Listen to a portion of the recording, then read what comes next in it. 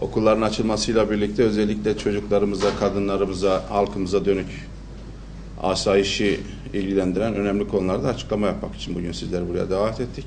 Bu sorumluluk çerçevesinde Mayıs ayından bu tarafa güvenlik kuvvetlerimizce polis ve jandarma bölgesinde 196 ayrı operasyon yapılmak suretiyle uyuşturucu tacirlerine gerekli darbeler vurulmuştur. Bu 196 operasyonda 47.893.665 kök kenevir bitkisi elde edilmiş.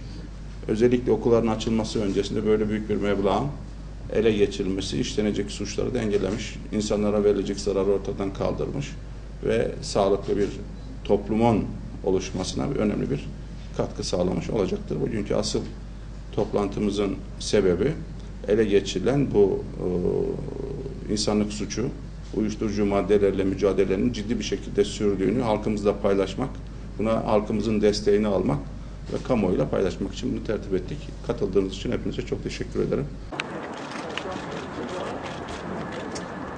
Yolu gazetecilerimiz zaten.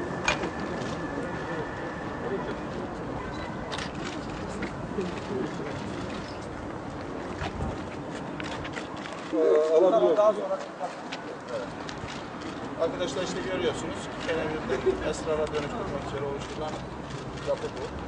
Bunun gibi 10 ton civarında bir malzeme tespit edildi. Bunların ilkmasıyla ilgili çalışma yürüyor. Aksi halde bu kadar zararlı madde, yani bu bir katliamdır. Şu ana kadar Diyarbakır ilinde yapılmış tek operasyonda en fazla ele geçirilen maddeyi görüyoruz. Hemen hadi. Kimi?